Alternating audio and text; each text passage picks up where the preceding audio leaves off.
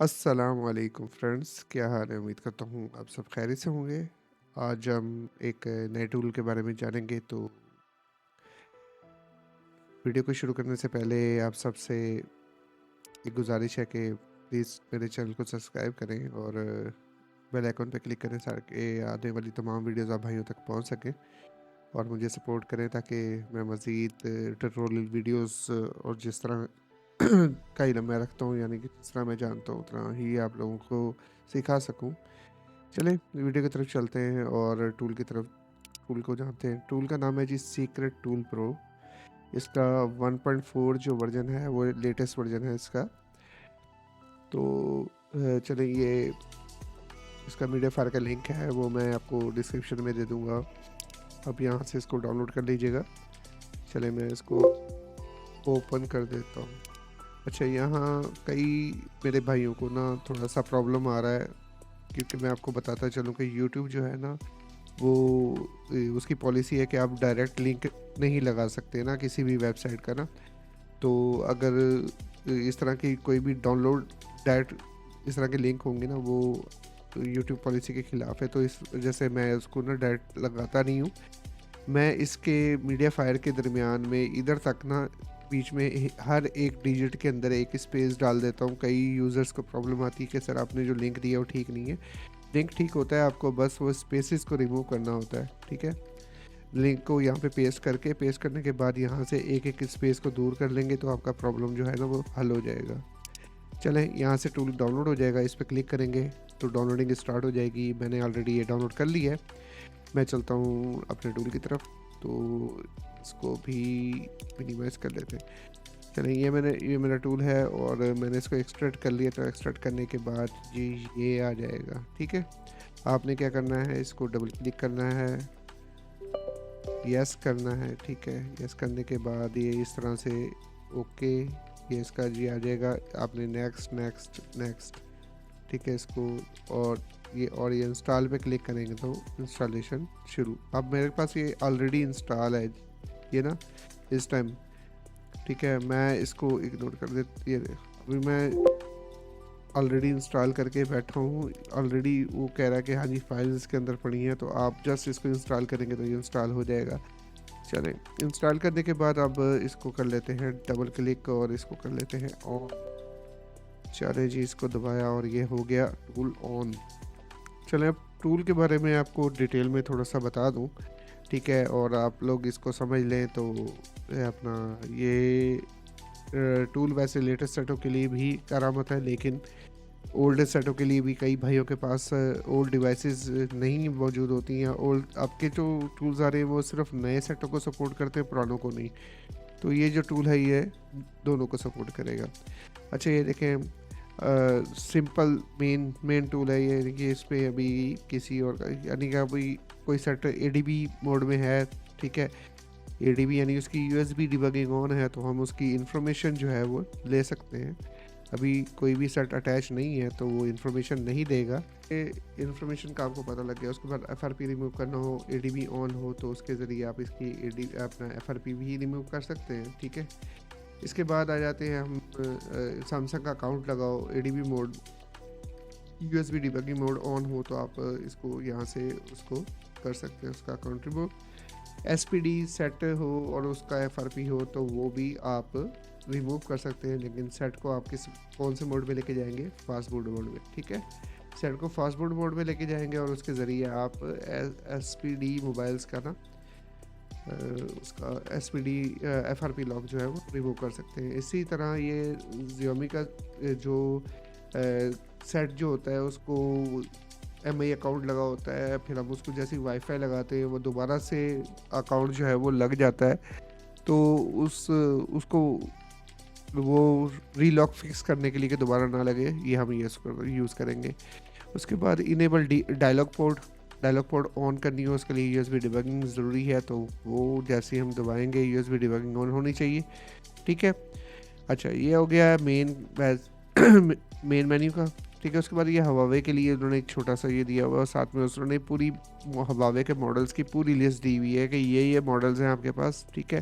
आप मिसाल के तौर पे कोई भी मॉडल सेलेक्ट करें और उसका MTP को सबसे पहले क्लिक करें और MTP को इनेबल कर लें। जब वो इनेबल हो जाए उसके बाद FRP रिमूव कर दें। ठीक है, यह हुआवे के लिए हो गया। उसके अलावा ओप्पो के लिए जो इन्होंने दिया हुआ है कि सिक्योरिटी ऑटो अनलॉकर, ठीक है। इसके बाद इनेबल डायलॉग पोर्ट जो है इसकी हमें ज़रूरत पड़ती है जब हम किसी सेट की सिक्योरिटी को रिपेयर करते हैं, ओप्पो की, क्वालकॉम की, ठीक है। अब ये इनेबल पुराने सेटों के लिए और इनेबल डायलॉग पोर्ट जो है वो न्यू सेटों के लिए है। इसी तरह का स्विच कैरियर MT के CPU के लिए बनाया है इन्होंने, कैरियर को स्विच करने के लिए, ठीक है। और इनेबल डायलॉग पोर्ट जो है वो ओप्पो A7 की अलग से दी हुई है, ठीक है। इधर आ जाए नीचे, ये रीबूटर है, यानी हम रीबूट टू रिकवरी जाना चाहें, फास्ट बूट टू नॉर्मल जाना चाहें, फास्ट बूट से रिकवरी में जाना चाहें, और fast boot reboot to fast boot यानी फास्ट अपना ये देखें, यानी कि ADB से हम फास्ट बूट में रीबूट करना चाहें वो उसके लिए यूज़ करेंगे, ठीक है। उसके बाद आ जाते हैं हम इधर सैमसंग में क्या क्या है। सैमसंग यहाँ पे MTP पोर्ट बन के आ जाएगी, ठीक है।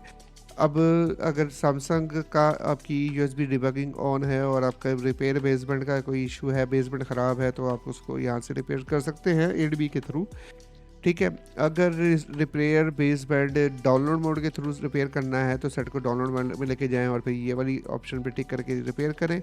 अगर सेट आपका इमरजेंसी कॉल्स में उसको रिपेयर करना है तो सेट को डाउनलोड मोड में लेके जाएंगे, लेकिन ये सिर्फ Exynos CPU के लिए इन्होंने दिया हुआ है, ठीक है। और इसके बाद है CP यानी मॉडेम रिपेयर करना हो तो इस पर क्लिक करके आप ADB USB डिबगिंग मोड के ज़रिए आप इसका मॉडेम भी रिपेयर कर सकते हैं, ठीक है।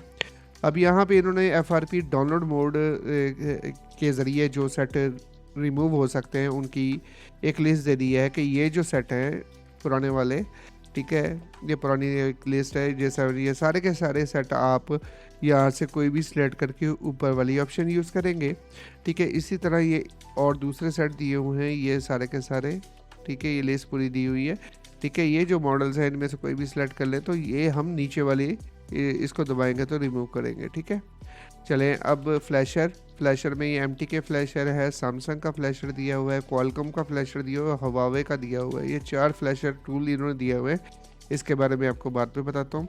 उसके बाद आ जाते हैं हम ओप्पो और MI के लिए ये टूल इन्होंने बनाया हुआ है फॉर्मेट के लिए। ये अब क्वालकॉम मीन्स कि हाँ जी ये पोर्ट ढूंढेगा कौन सी, ये देखें सर्चिंग 900 मोड, ठीक है, EDL मोड ढूंढ रहा है उसको फॉर्मेट करने के लिए और उसका FRP रिमूव करने के लिए। यानी ओप्पो और MI कोई भी सेट आप EDL मोड में अटैच करें और यहाँ से फॉर्मेट कर लें और FRP रिमूव कर लें, ठीक है।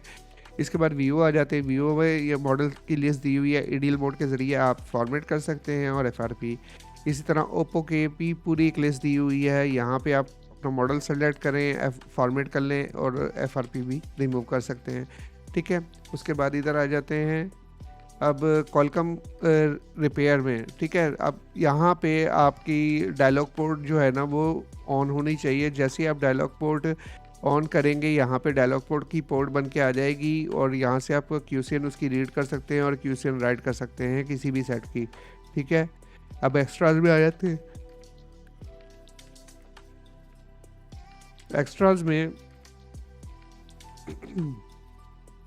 सॉरी, अच्छा, असूस में ये देखें, असूस का डेमो रिमूव करना हो या FRP रिमूव करना हो तो उसके लिए यूज़ कर सकते हैं। कूल पैड के सेट आते होते थे, कूल पैड के ये जो मॉडल्स दिखे हुए इनका FRP रिमूव करना हो तो इसके ज़रिए आ जाते हैं। अब MI विदाउट ऑथ ID, यानी कि पुराने जो सेट थे जो जिनके लिए ऑथ रिक्वायर्ड नहीं थी, ये उनके अकाउंट जो है ना ये MI अकाउंट रिमूव करने के लिए और ये FRP कुछ मॉडल्स दिए हों।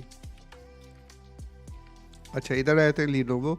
अब लिनोवो का ये जो मॉडल्स हैं ये पूरी एक लिस्ट दी हुई है लिनोवो की, ठीक है। आप कोई भी मॉडल सेलेक्ट करें और फॉर्मेट कर सकते हैं और FRP रिमूव कर सकते हैं। इधर वीको की सेटों की भी एक रेंज दी हुई है, ठीक है। यहाँ से आप फॉर्मेट कर सकते हैं, FRP रिमूव कर सकते हैं।